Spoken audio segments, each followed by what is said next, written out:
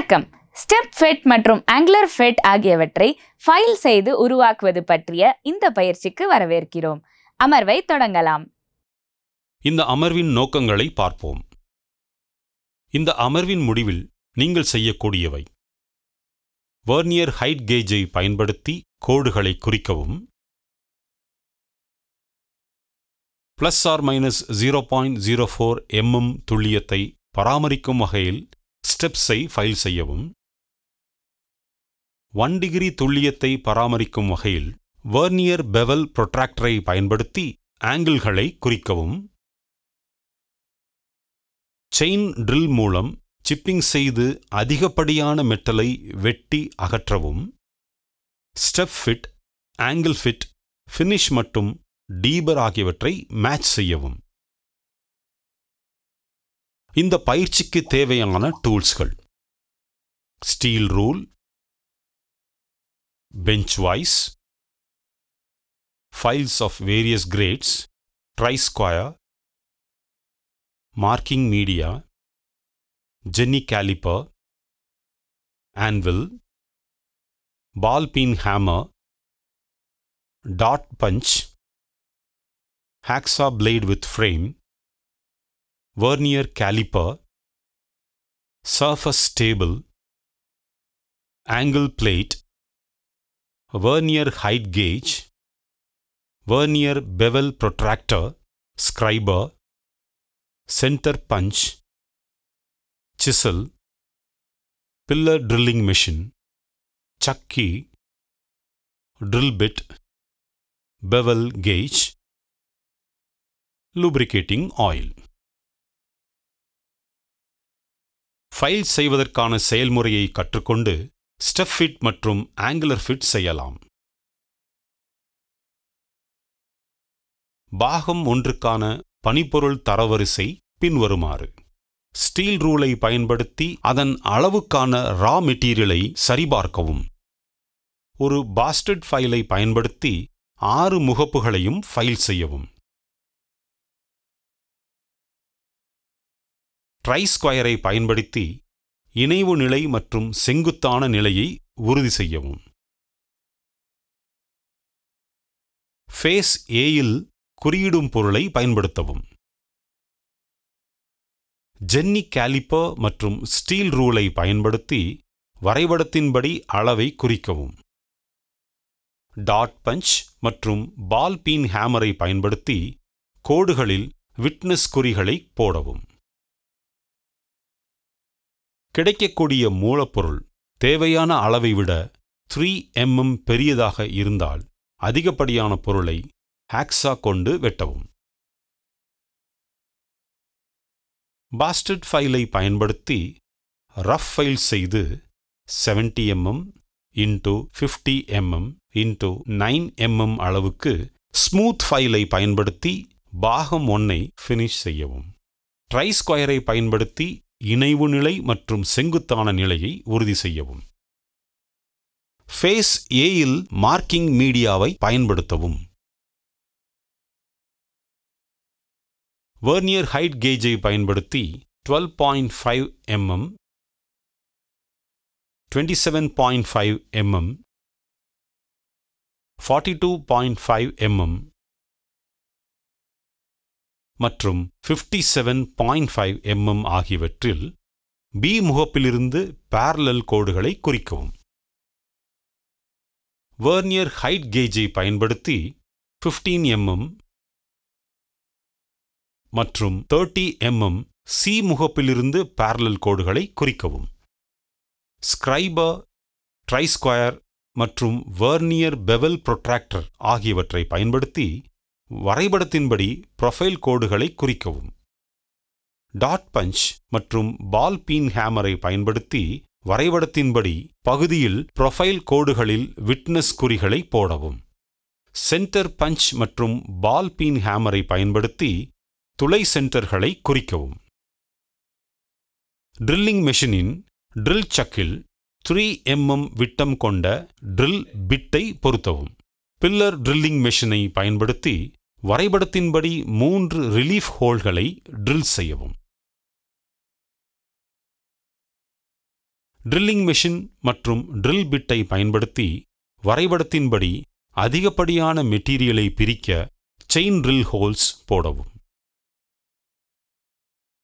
Chain drill ஹோல்ஸில் வரைபடத்தின்படி அதிகப்படியான மெட்டீரியலை அகற்றுவதற்காக ஹாக்ஸா பயன்படுத்தவும்.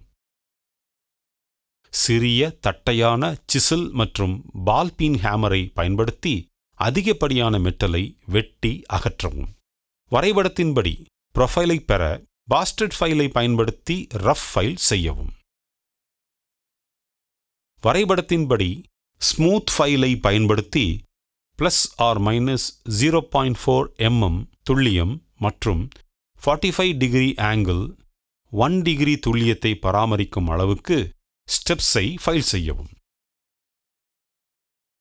வெர்னியர் கேலிப்பர் மற்றும் வெர்னியர் பெவல் கேஜ் மூலம் பாகத்தின் அளவை சரிபார்க்கவும். பாகம் 2க்கான பணிப்பொருள் தரவரிசை பின்வருமாறு. ஸ்டீல் ரூலை பயன்படுத்தி அதன் அளவுக்கான ரா மெட்டீரியலை சரிபார்க்கவும். ட்ரை ஸ்கொயரை பயன்படுத்தி இணைவு நிலை மற்றும் செங்குத்தான நிலையை உறுதி செய்யவும்.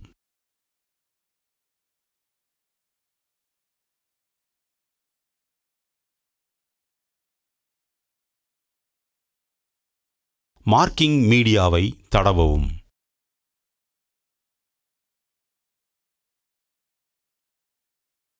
ஜெனி கேலிப்பர் மற்றும் ஸ்டீல் ரூலை பயன்படுத்தி வரைபடத்தின்படி 70 mm x 50 mm அளவுக்கு குறிக்கவும். டாட் பஞ்ச் மற்றும் பால் பீன் ஹேமரை பயன்படுத்தி கோடுகளில் விட்னஸ் குறிகளை போடவும்.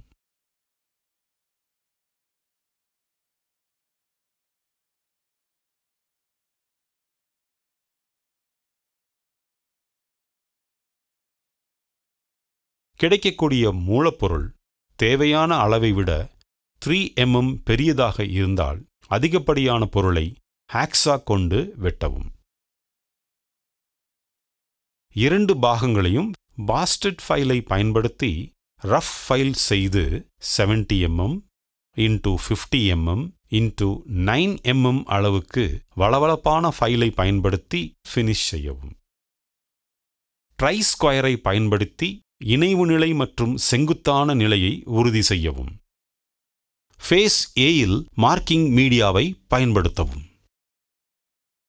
பி முகப்பிலிருந்து 12.5 mm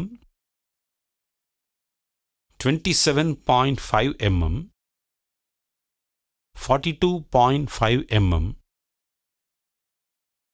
மற்றும் 57.5 mm ஆகியவற்றில் வெர்னியர் ஹைட் கேஜை பயன்படுத்தி parallel லைன்ஸை குறிக்கவும். வெர்னியர் ஹைட் கேஜை பயன்படுத்தி 20 mm மற்றும் 35 mm சி முகப்பிலிருந்து parallel கோடுகளை குறிக்கவும். ஸ்கிரைபர், ட்ரை ஸ்கொயர் மற்றும் வெர்னியர் பெவல் ப்ரொட்ராக்டர் ஆகியவற்றை பயன்படுத்தி வரைபடத்தின்படி ப்ரொஃபைல் கோடுகளை குறிக்கவும். டாட் பஞ்ச் மற்றும் பால் பீன் ஹேமரை பயன்படுத்தி வரைபடத்தின்படி பகுதியில் ப்ரொஃபைல் கோடுகளில் விட்னஸ் குறிகளை போடவும். சென்டர் பஞ்ச் மற்றும் பால் பீன் ஹேமரை பயன்படுத்தி துளை சென்டர்களை குறிக்கவும். ட்ரில்லிங் மெஷினின் ட்ரில் சக்கில் 3 mm விட்டம் கொண்ட ட்ரில் பிட்டை பொருத்தவும்.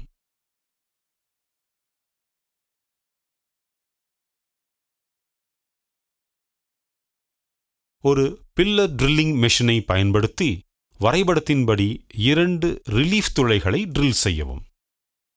ட்ரில்லிங் மெஷின் மற்றும் ட்ரில் பிட்டை பயன்படுத்தி வரைபடத்தின்படி அதிகப்படியான மெட்டீரியலை பிரிக்க செயின் ட்ரில் ஹோல்ஸ் போடவும். செயின் ட்ரில் ஹோல்ஸில் வரைபடத்தின்படி அதிகப்படியான மெட்டீரியலை அகற்றுவதற்காக ஹாக்ஸா பயன்படுத்தவும்.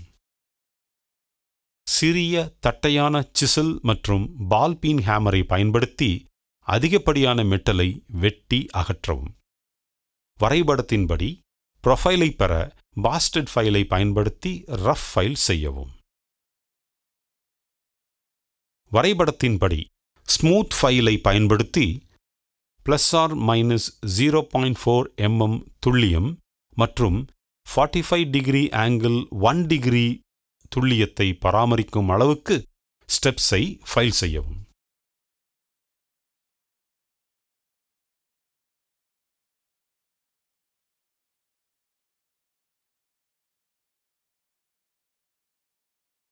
வெர்னியர் கேலிப்பர் மற்றும் வெர்னியர் பெவல் கேஜ் மூலம் பாகத்தின் அளவை சரிபார்க்கவும்.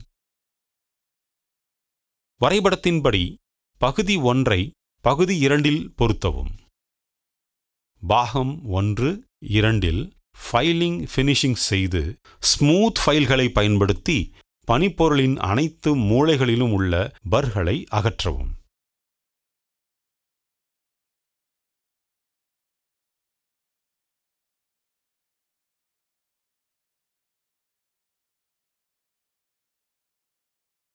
சிறிதளவு ஆயிலை தடவி மதிப்பீட்டிற்காக அதை சேமிக்கவும்.